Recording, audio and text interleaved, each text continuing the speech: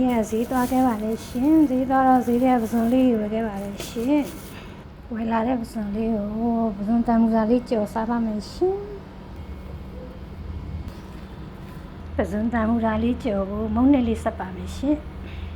စားလေးနည်းနည်းထည့်ဟင်းခတ်မုန့်လေးထည့်ပါလေရှင်နွမ်းနွမ်းလေးနည်းနည်းထည့်ပါလေမုန့်စော်တာလေးလည်းနည်းနည်းထည့်ပါလေရှင်ပြီးကြငရုတ်ကောင်းလေးလည်းနည်းနည်းထည့်ပါလေ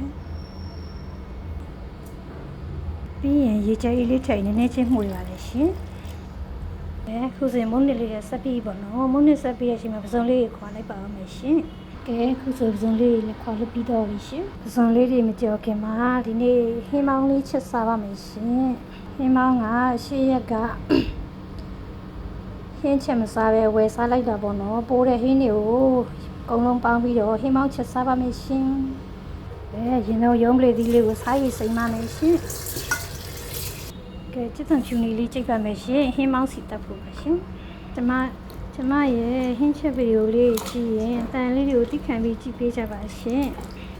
ကျမတို့မိဖို့ကြောင့်ဟောရီဆိုတော့အတန်လေးဆူညံတန်လေးပါပါတယ်ရှင်ဆူညံတန်လေးတွေကိုတိခံပေးပါပြီးချင်မိဖို့ကြောင့်ရဲ့ဘေးကကလေးမှုကြောင့်ဆိုတော့အတန်ဆူတယ်ပေါ့နော်စနေတနင်္ဂနွေပဲစကားပြောပြီးချက်လို့ရပါတယ်ရှင်ကဲခုဆိုရင်ဟင်းမောင်းချက်မဲ့အသေးရွယ်လေးတွေလှိဖြတ်လို့ပြီးတော့ပါပြီရှင်ကဲခုဆိုရင်ဗရန်တမူသားလေးကြော်ပါမယ်ရှင်ကဲခုဆိုစီလေးပူလာပါပြီကြော်လို့ရပါပြီရှင်ခုလိုမုန်းနစ်တဲ့ကိုပစုံလေးနှစ်ပြီးထည့်လိုက်ရပါပြီရှင်ခုလိုတစ်ဖက်ကကြော်တစ်ဖက်ကရိုက်ဆိုရင်အစမပြေရလေးရှင်တိခံပြီးကြည့်ပေးကြပါရှင်မူးသွားတာလို့လှုပ်သွားတာလို့ဆိုရင်ကျမကနည်းနည်းလေးစောဆယ်လိုက်ပါတယ်ရှင်နည်းနည်းလေးစောဆယ်ပြီးအဲ့ပါတဲ့ကိုပြန်ထည့်ပြီးကြော်ပါပါရှင်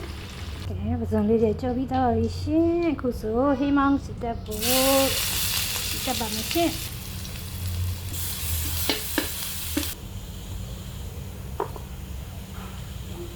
ကိုကားလေးထည့်ပါမယ်ရှင်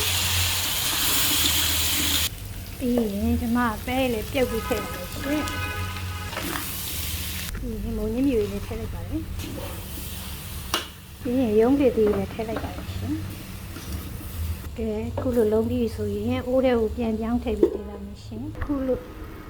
လိုလုံးပြီးတော့အကုန်လုံးထည့်ပြီးဆိုရှေ့ကကျန်တဲ့ဟင်းမောင်းလေးထည့်ပါမယ်ရှင်ပုတ်ဖို့ရေလေးထည့်ပါမယ်ရှင်ဖုံးလေးဖုံးပြီးတိုက်ပါထားပါမယ်ရှင်ကဲခုဆိုကျမရဲ့ဟင်းမောင်းချက်လေးမှုန်းနေပါပြီရှင်ဇွန်တမူရာလေးတွေကိုလက်တာလေးကိုပြန်ထည့်ကြပါမယ်ရှင်ခုလိုပြန်ထည့်ကြရင်စီလေးတွေကထွက်သွားပါတယ်ရှင်ကဲခုဆိုအပ်ပါရတော့ပါရှင်ခုလိုလေးပြန်ကြရင်စီရှောင်းနေတဲ့သူတွေအတွက်အဆင်ပြေပါတယ်ရှင်လူကြီးတွေဆိုရင်ဆရာဝန်တွေကစီလျှော့စားခိုင်းပါတယ်တခါတလေစီကြော်လေးစားကျင်တဲ့သူတွေလေးလှုပ်စားလိုက်ပါတယ်ရှင်အဲ့လိုမျိုးဆိုရင်အောက်မှာစီလေးပြန်ထွက်တာအများကြီးပါခုဆိုစားလို့ရပါပြီရှင်ဟင်းမောင်းလေးလည်းချက်ပါပြီကျမလိုပဲဟင်းမောင်းချက်စားရည်ရှိကြရလားရှင်စားကြပါအောင်ရှင်